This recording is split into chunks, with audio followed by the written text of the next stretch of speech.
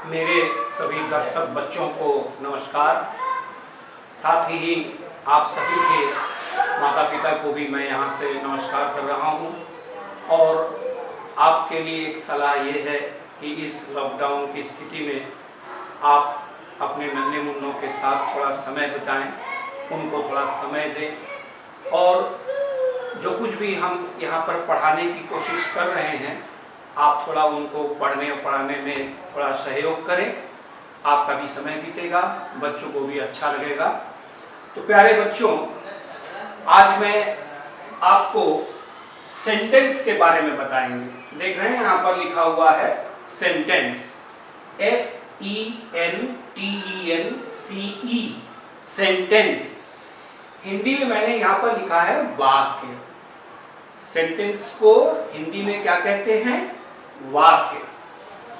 देखिए, इस सेंटेंस का एक परिभाषा है, इसको अंग्रेजी में डेफिनेशन बोलते हैं। A sentence is a group of words. A sentence is a group of words which gives us a some meaning. कुछ अर्थ देने वाले शब्दों को, समूह को। ऐसा नहीं कि आप कोई भी शब्द कहीं भी लिख देंगे, उसका जब कोई मीनिंग या अर्थ नहीं निकलेगा तो वो सेंटेंस नहीं कहलाएगा। सेंटेंस तभी कहलाएगा जब आप शब्दों के समूह को कुछ इस ढंग से लिखें कि उसको पढ़ने से उसका कोई अर्थ निकले, मीनिंग निकले। Cow gives us milk. Cow एक शब्द है, गिव एक शब्द है, अस एक शब्द है, मिल्क एक शब्द है। तो देखिए, उसको कुछ इस ढंग से लिखा गया है कि आप उसके अर्थ को समझ रहे हैं कि गाय दूध देती है, गाय हमें दूध देती है। ऐसे ही a sentence is a group of words which gives us some meaning, कुछ अर्थ निकले। अब जब मैंने आपको ये बता दिया सेंटेंस क्या है, उसके बाद हम आपको बताएंगे काइंड ऑफ सेंटेंसेस। कभी कभी बच्चे कंफ्यूज होते हैं, उनको धोखा होता है, कहीं कहीं पर लिखा रहता है पार्ट्स ऑफ सेंटेंसेस। तो बच्चों, पार्ट्स ऑफ सेंटेंसेस में और काइंड्स ऑफ सेंटेंसेस में अंतर है। पार्ट्स ऑफ सेंटेंस जब आपकी अगली मुलाकात होगी तब हम आपको बताएंगे, जिसमें सब्जेक्ट प्रेडिकेट अलग अलग किया जाता है। इसको बोलते हैं काइंड्स ऑफ सेंटेंस, मतलब वाक्य के प्रकार। कितने प्रकार के वाक्य हो सकते हैं? तो देखो बच्चों, पहले मैंने लिखा है पॉजिटिव सेंटेंस।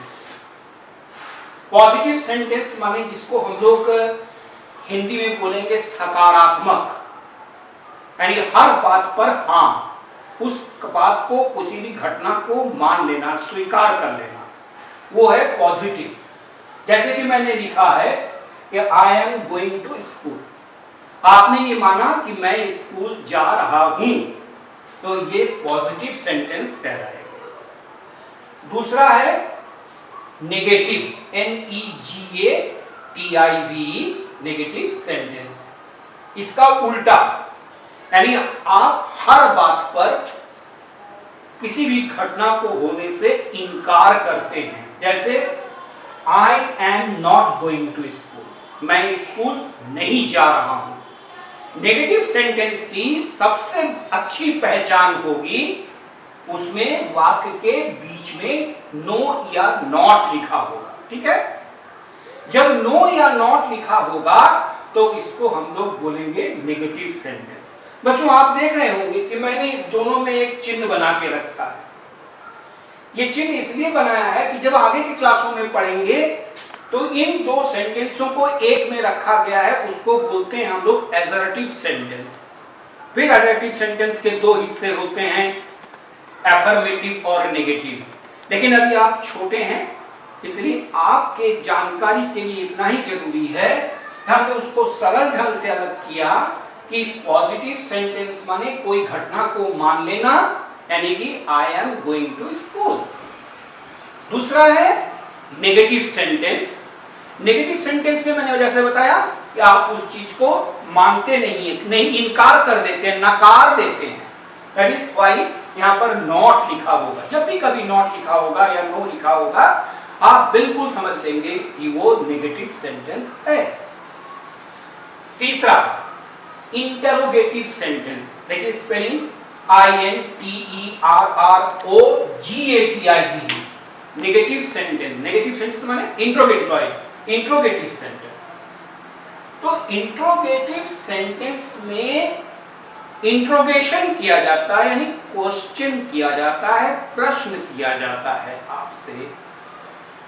इंटरोगेटिव सेंटेंस जैसे मैंने लिखा है, व्हाट इज योर नेम, मैं आपका नाम जानना चाहता हूं, मैंने आपसे प्रश्न किया आपका नाम क्या है। तो इसमें आपको पता चला कि ये प्रश्न किया गया, इसलिए इसको हिंदी में बोलते हैं प्रश्न सूचक वाक्य, इंटरोगेटिव सेंटेंस। और इसकी भी पहचान क्या है बच्चों? आप देख रहे हैं कि इस वाक्य के अंत में मैंने एक प्रश्न सूचक चिन्ह बनाया है। इसको अंग्रेजी में बोलेंगे साइन ऑफ इंट्रोगेशन या क्वेश्चन मार्क। क्या बोलेंगे? Question mark. तो जिसमें क्वेश्चन मार्क इस तरह से दिया होगा वो सेंटेंस निस्संदेह इंटरोगेटिव सेंटेंस कहलाएगा। ठीक है, अब देखिए चौथे में आया है imperative, IMPERATIVE, imperative sentence. Imperative sentence के लिए मैंने उदाहरण में क्या लिखा? Please give me your book. यहां पर मैं आपसे कह रहा हूं कृपया अपनी पुस्तक हमें दें, please give me your book. इसमें दो तरीके से हो सकते हैं, या तो मैंने आपको बड़े प्यार से सम्मान से प्लीज बोल करके आपसे सामान मांगते हैं, या कभी कभी आपको कोई काम करने के लिए कहते हैं go and shut the door, इस तरह से, तो उसमें आज्ञा हो जाती है। तो दोनों में ही उसको इंपेरेटिव बोलेंगे। बच्चों इंपेरेटिव सेंटेंस की खासियत ये होती है कि इसमें कहीं यू छुपा होता है, लिखा नहीं है लेकिन यू छुपा हुआ है। कैसे? Please give me your book. मैं किसको बोल रहा हूं? तुमको बोल रहा हूं, आपको बोल रहा हूं, इसलिए you please give me a book, give me your book. तो यहां पर यू को नहीं लिखा जाता है, यू छुपा हुआ होता है। इस इंपेरेटिव सेंटेंस की खासियत है, इसमें प्लीज या ऑर्डर कुछ भी होगा जिसमें आपको किसी काम को करने के लिए कहा जा रहा है, वो क्या है? इंपेरेटिव सेंटेंस कहलाएंगे उसको। इसको हम लोग हिंदी में बोलते हैं आज्ञा अर्थ या आज्ञा सूचक। इसको हम किसी काम को करने के लिए कहते हैं, तब वो इंपेरेटिव सेंटेंस कहलाता है। दूसरी चीज, उसके बाद हम नेक्स्ट देखते हैं, इसमें लिखा हुआ एक्सक्लामेटरी सेंटेंस। देखिए स्पेलिंग EXCLAMATORY, एक्सक्लामेटरी सेंटेंस। इसमें मैंने लिखा है what a fine weather, what a fine weather. अब आपको ये शक हो गया कि सर ने अभी मैंने यहां पर इंट्रोगेटिव में भी व्हाट लिखा है, यहां पर भी व्हाट लिख दिया। लेकिन आप एक चीज पहली बात तो ध्यान रखिए कि को सेंटेंस के बाद यहां पर कोई प्रश्न सूचक चिन्ह नहीं है। ध्यान रखिएगा इस चीज को। जब आपने इसमें देखा व्हाट इज योर नेम में प्रश्न सूचक चिन्ह है, लेकिन यहां भी व्हाट लिखा है बट इसमें कोई प्रश्न सूचक चिन्ह नहीं है। इसके मतलब ये हुआ कि ये एक्सक्लामेटरी सेंटेंस है। इसका माने हुआ अरे क्या बढ़िया मौसम है, क्या सुहाना मौसम है। तो अंग्रेजी की लैंग्वेज ऐसी होती है, व्हाट ए ग्रेट सरप्राइज, क्या बात है, कितनी बड़ी आश्चर्य की बात है। आप लोग खुशी में कहते हैं मजा आ गया, वाह, अंग्रेजी में बोलते हैं हुर्रे। आप लोग अंग्रेजी में हिंदी में बोलते हैं हाय हाय, तो अंग्रेजी में बोलते हैं अलास। तो ये अंग्रेजी के वर्ड्स हैं जिसको मैंने आपको ध्यान होगा कि कुछ दिन पहले मैंने आपको इंटरजेक्शन पढ़ाया था, उसमें इन शब्दों को यूज किया जाता है। वही ये सेंटेंस है एक्सक्लामेटरी सेंटेंस। इसमें इस प्रकार के व्हाट शब्द का प्रयोग को आश्चर्य के रूप में प्रयोग किया गया है, या बहुत ज्यादा हम प्रभावित हो गए कोई चीज को देख करके, इसलिए व्हाट बोल रहे हैं। एक्सक्लेमेटरी सेंटेंस में आपके मन के अंदर की घृणा, दया, खुशी, दुख, ये सारी चीजें आपको ध्यान में आता है। घर से बाहर निकले और देखा सामने तक ढेर सारा गोबर गंदगी पड़ी है, तो आपके मुंह से क्या निकलता है? छी छी, यानी आपके मन से घृणा का एक शब्द निकला। तो खुशी जब होती है, अरे वाह, किसी बच्चा गिर गया, दौड़ते दौड़ते रोने लगा, तो आपने कहा हाय हाय बच्चा गिर गया। तो ये हाय हाय, ये सब जो खुशी के शब्द हुए, दुख के शब्द हुए, ये सारे शब्दों से प्रयोग होने वाले वाक्य को हम लोग एक्सक्लेमेटरी सेंटेंस बोलते हैं, जिसको हिंदी में बोलते हैं विस्मयाधिबोधक। ठीक है। अब एक और वाक्य आता है जिसको हम लोग ऑप्टेटिव सेंटेंस बोलते हैं, OPTATIV, ऑप्टेटिव सेंटेंस को बोलते हैं। इसमें क्या होता है, कभी कभी हम लोग अपने छोटों को या किसी को भी हम लोग एक अपनी मन की इच्छा प्रकट करते हैं कि भगवान आपका भला करे, भगवान आपको लंबी उम्र दे, आप परीक्षा में सफल हों। इस प्रकार की जो हम आपके लिए एक विश या एक बात सोचते हैं, उसमें इसको हम लोग ऑप्टेटिव सेंटेंस बोलते हैं।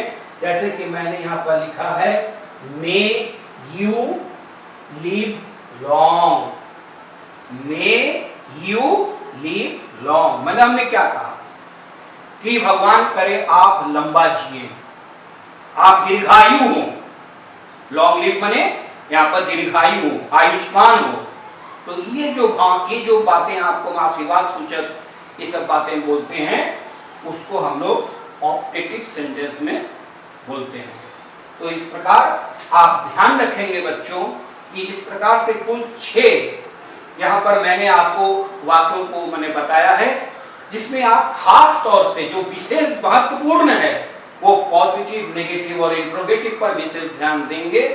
इंपेरेटिव आप अक्सर यूज करते भी हैं, सभी यूज होते हैं, लेकिन अपने क्लास के मुताबिक अभी ये शुरू के 3-4 सेंटेंसेस को आप बड़े ध्यान से गौर से देखेंगे।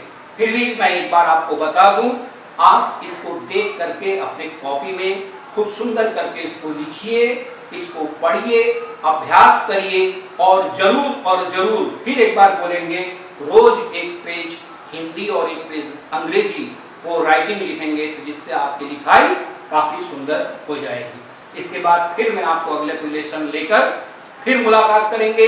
तब तक के लिए नमस्कार।